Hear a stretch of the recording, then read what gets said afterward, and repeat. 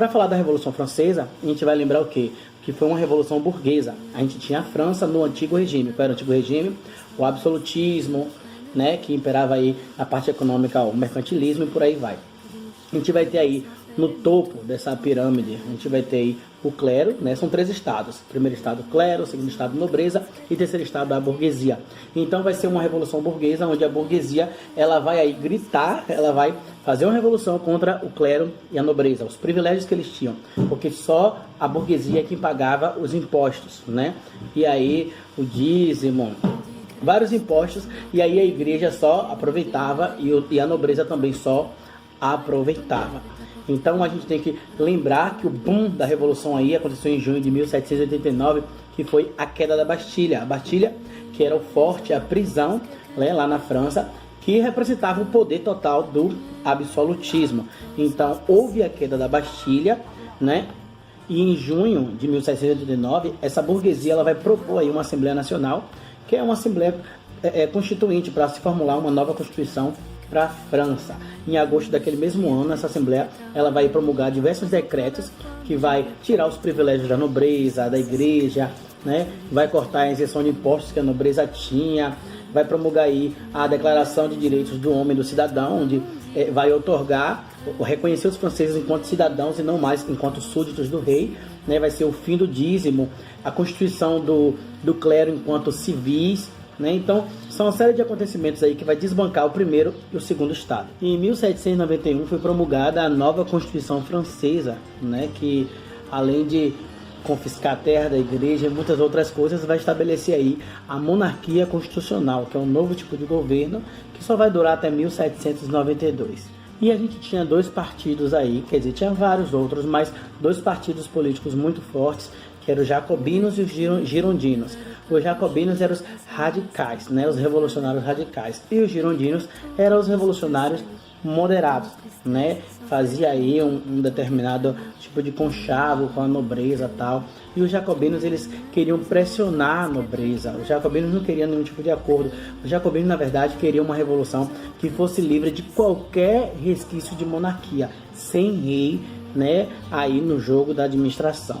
E o então rei da França, que é Luís XVI, ele sabendo aí dos rumos que poderia se tomar essa revolução, vendo essa pressão toda aí dos jacobinos, aí o que foi que ele fez? Ele foi pedir ajuda à Áustria e à Prússia, essas 2 monarquias aí, para fazer um levante contra-revolucionário.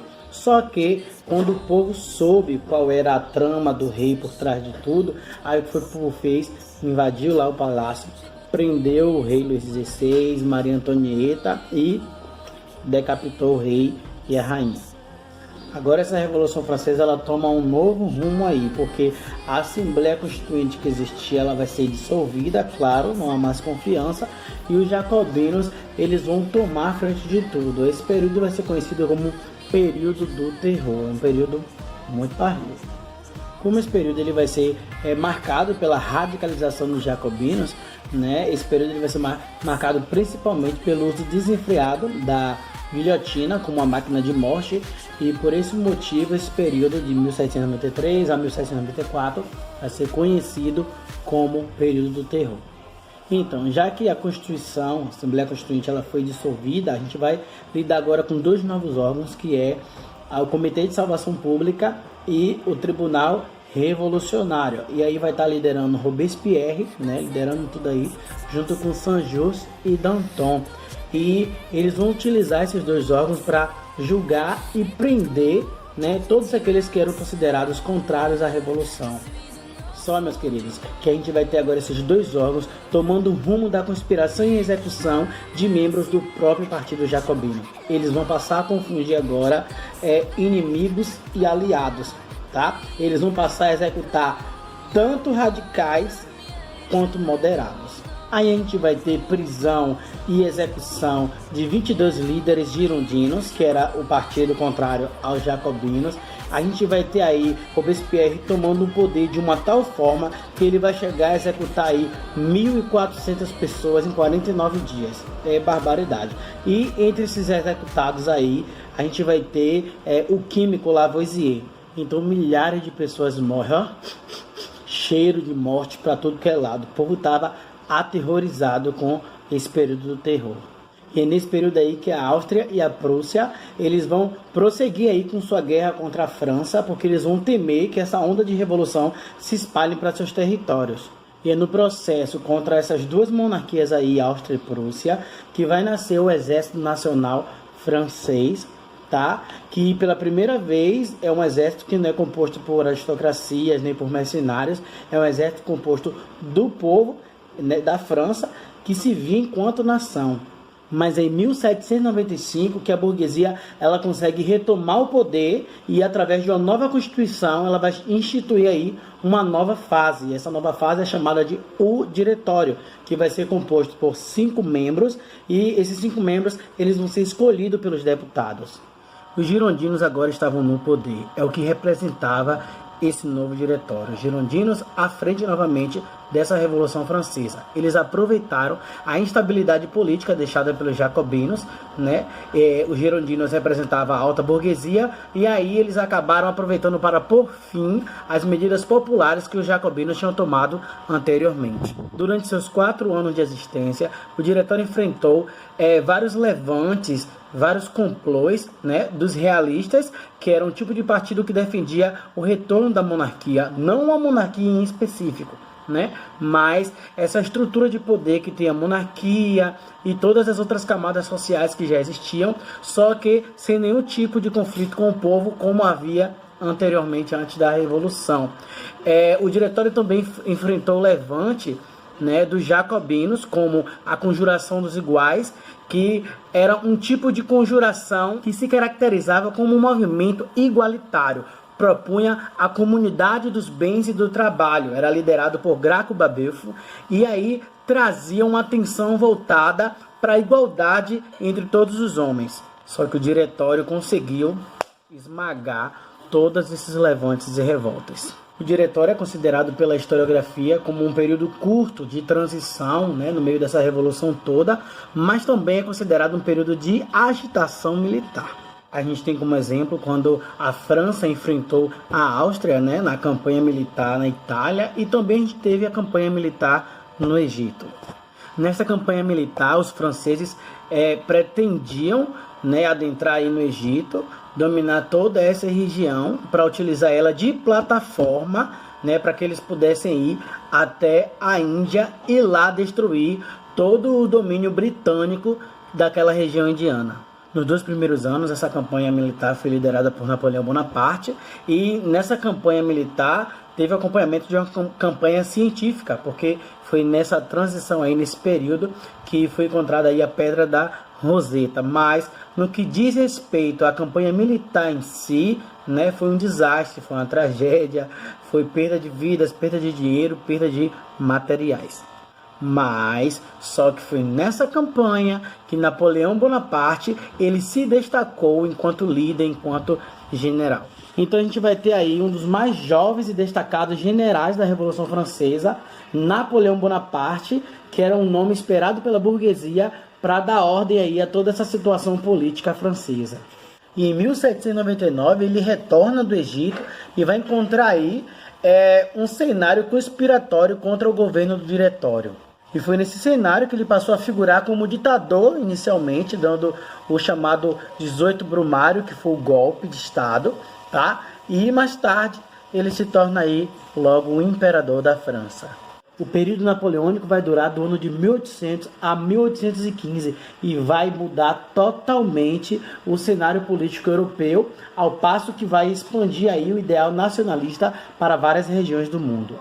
Mas quem era esse mito, meus senhores? Quem era Napoleão Bonaparte? Napoleão Bonaparte era o que a própria Revolução Francesa pregava. A Revolução Francesa, ela pregava a ascensão social. Ou seja, que você fosse do povo, mas que houvesse possibilidade de você ascender aí na pirâmide social. Napoleão era filho de uma nobreza da ilha da Córcega, que pertencia, né, à Itália e que foi comprada pela França pouco antes de Napoleão ter nascido. Claro que, consequentemente, a família de Napoleão perde aí o título de nobreza e então Napoleão se torna um homem do povo. Mas Napoleão aproveita aí alguns contatos de seu pai para entrar para a escola militar francesa, para poder um dia se tornar um oficial do exército francês, coisa que só era permitido para os nobres. Aí ele foi para a escola militar, não era lá muito destacado não, era um azarado da vida, mas os percalços foi, muita luta, vai preso na época da Revolução, na época que os girondinos tomam o poder, e de repente ele consegue aí ascender na época da batalha com a Inglaterra. Porque foi aí que ele ganhou a oportunidade de comandar uma tropa contra os invasores ingleses. Ele foi se destacando, foi crescendo, foi ascendendo, com 25 anos já era general do exército francês. E Napoleão Bonaparte, que não é nada besta, ele vai começar a criar uma adoração a ele. Ele, através da propaganda, ele, através de jornal, né? Porque ele vai criar um jornal para falar bem dele, ele vai fazer com que o povo passe a adorá-lo. E aí a gente passa a ter Napoleão adorado pelo exército francês, respeitado pelos políticos franceses e temido pelos inimigos da França. No auge da Revolução, quando estava lá muita pressão contra a Revolução, os inimigos estavam aí ameaçando a Revolução Francesa, aí foi que Napoleão estava lá na campanha militar do Egito, né? Claro que sempre para poder conseguir se encaminhar para derrotar a Inglaterra, e nesse retorno dessa campanha militar do Egito é que ele vai dar o golpe do 18 Brumário. Napoleão Bonaparte agora, no final de dezembro de 1799, ele dá o golpe do 18 Brumário para garantir as conquistas da burguesia. Historiadores até discutem isso, né? Porque quem sofreu o golpe foi a alta burguesia, né?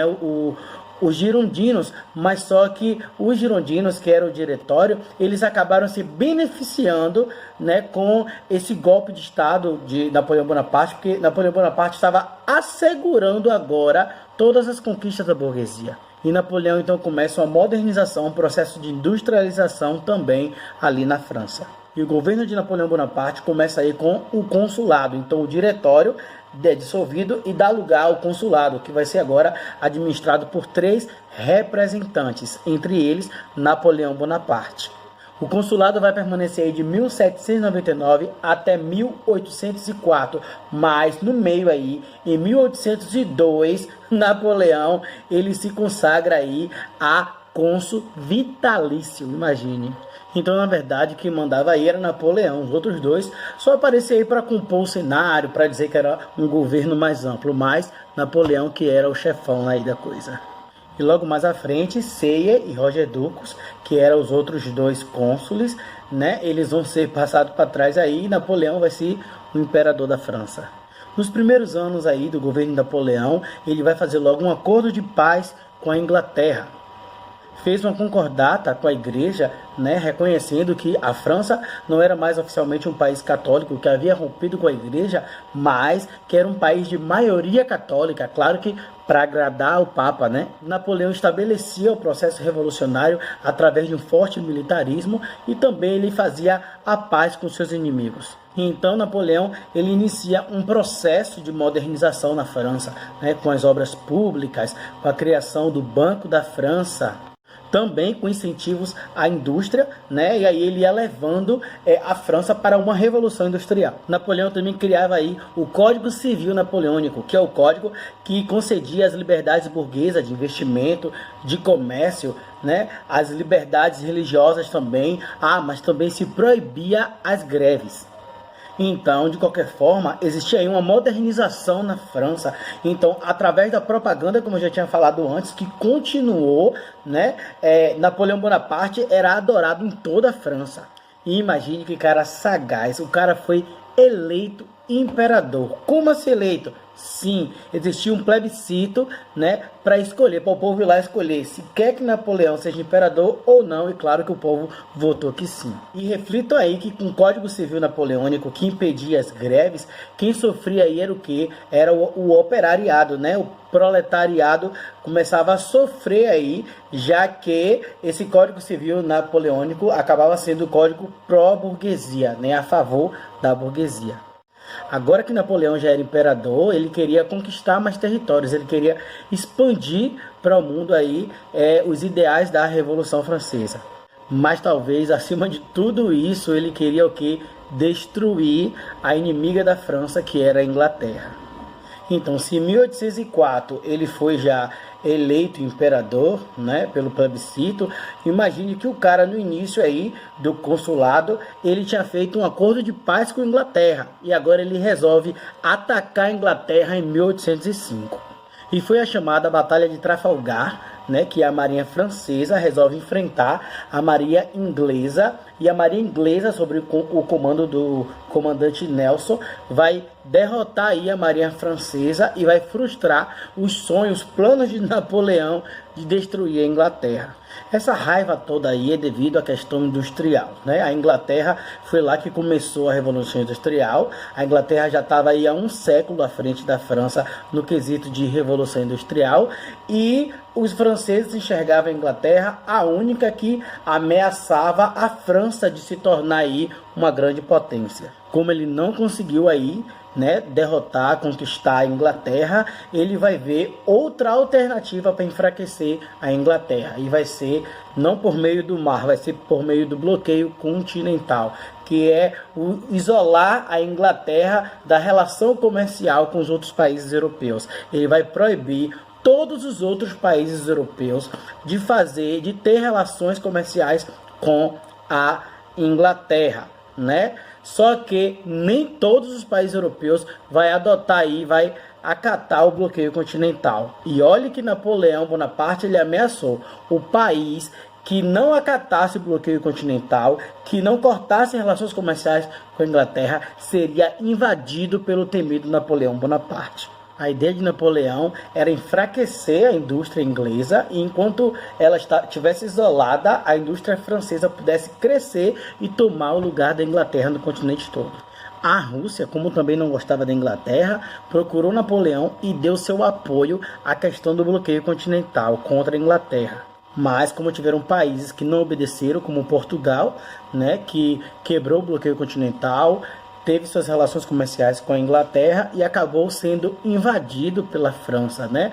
A França, Napoleão Bonaparte, vai invadir aí a Península Ibérica, começa pela Espanha em 1807, vai depor o rei da Espanha, colocar lá seu irmão José Bonaparte para governar no local, e aí depois vai invadir Portugal. Lembra lá a história da fuga da família real de Portugal para cá para o Brasil?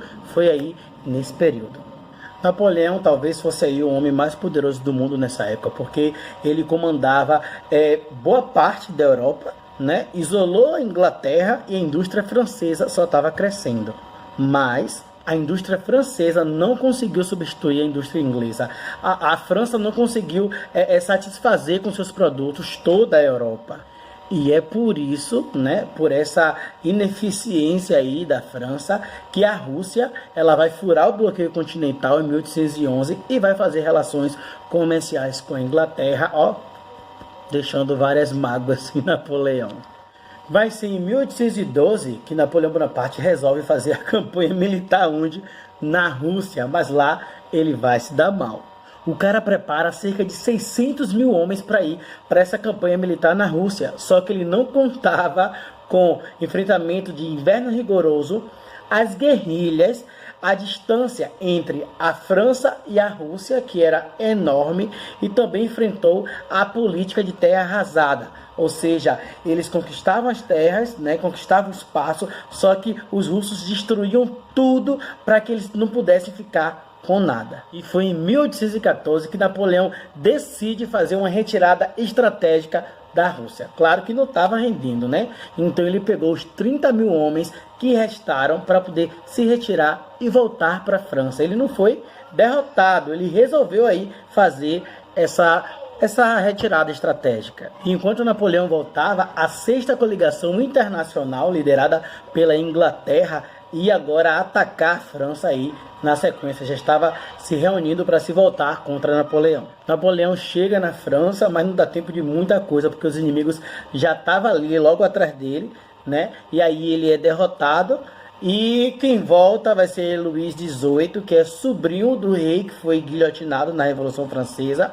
E volta aí a dinastia Bourbon para a França, a monarquia. As conquistas da Revolução, o símbolo da Revolução Francesa, os ideais, tudo agora parecia perdido, porque a monarquia estava de volta na França, mesmo que a monarquia agora fosse impopular, mas as monarquias absolutistas da Europa apoiavam a monarquia absolutista francesa. Eles derrotaram Napoleão, mas não quiseram matar Napoleão, porque eles queriam dar uma lição, né, aos revolucionários. Disse que não mataria Napoleão, porque Napoleão era um imperador, e não se mata o imperador, porque uma vez imperador, para ser imperador. Ele estava dando uma lição porque os revolucionários guilhotinaram lá o rei Luís XVI, né? Então Napoleão passou a ser o imperador da ilha de Elba, mas só que Napoleão estava inconformado com isso. Então Napoleão decide agora invadir a França com seus 300 soldados. Só que Napoleão estava fazendo isso porque ele sabia que o rei Luís XVIII era impopular na França e ele, Napoleão, ainda tinha a sua popularidade.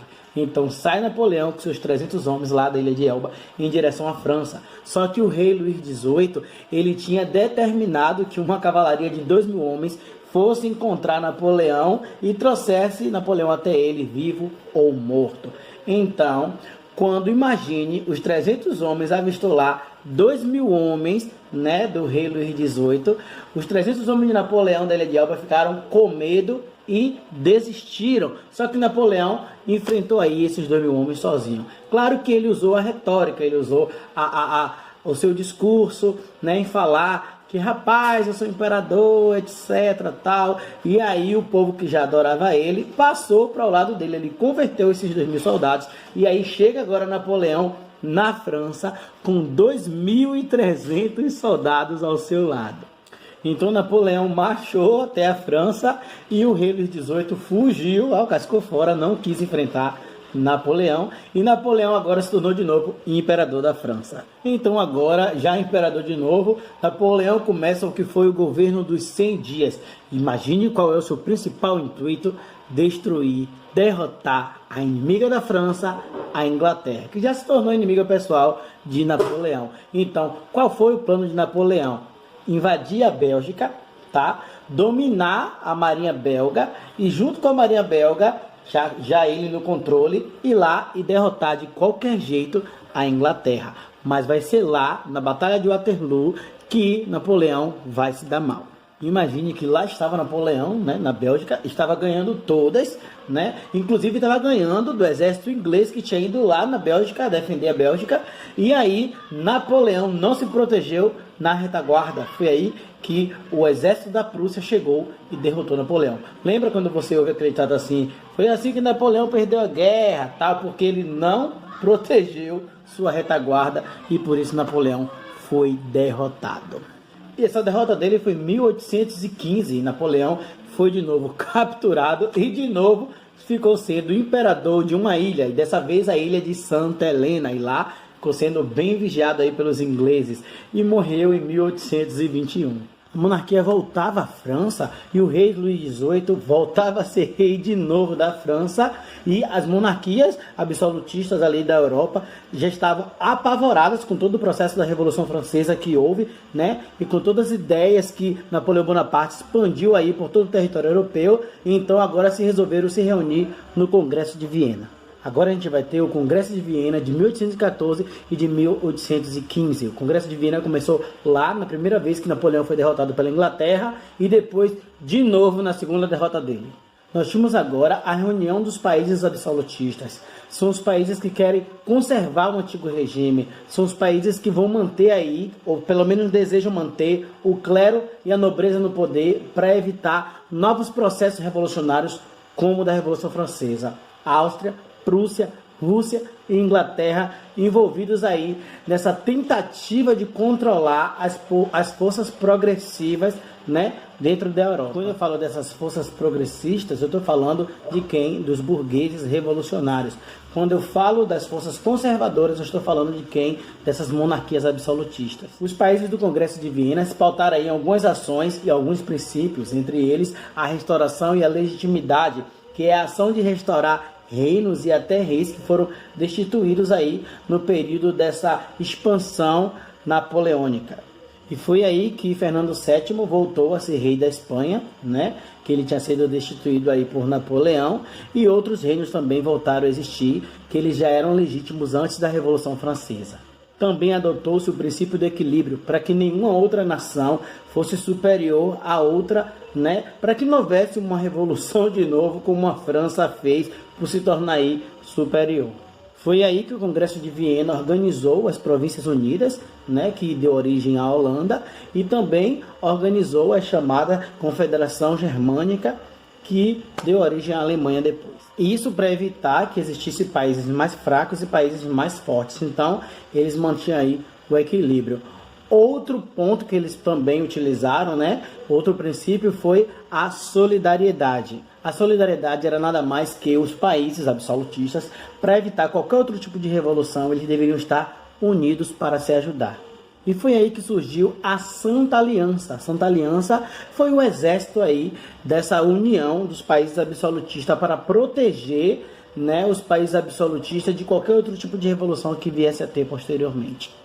E olha que funcionou em partes, viu? Porque a Santa Aliança chegou aí a intervir na Espanha em 1820.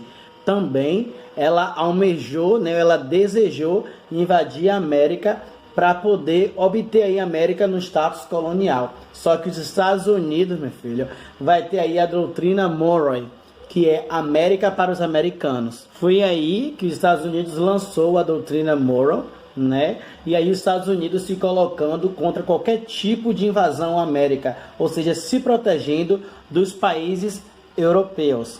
O que a gente não pode negar é que a Revolução Francesa, os ideais napoleônicos, colocou aí marcas profundas em todo o mundo, né? Praticamente em todo o território europeu, que se expandiu para o mundo. A gente vai ter aí, com o avanço da Revolução Industrial, né? O processo de industrialização vai avançando, o capitalismo vai avançando, a gente vai ter aí uma burguesia forte, então a monarquia ela vai acabar se enfraquecendo.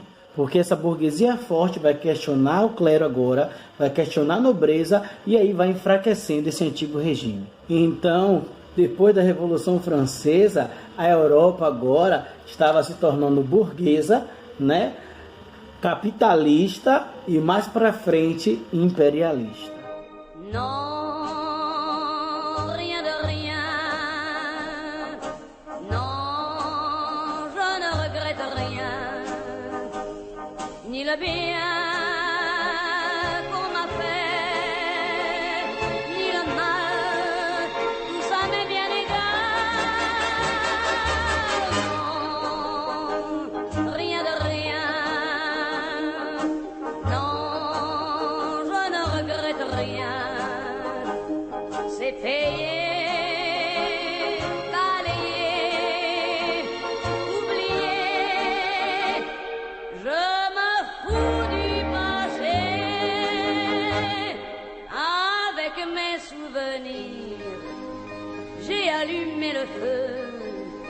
Mes chagrins, mes plaisirs, je n'ai plus besoin de balayer les amours avec leur trémolo. Balayé pour toujours, je repars à zéro. Non, rien de rien. Non, je ne regrette rien. Ni le bien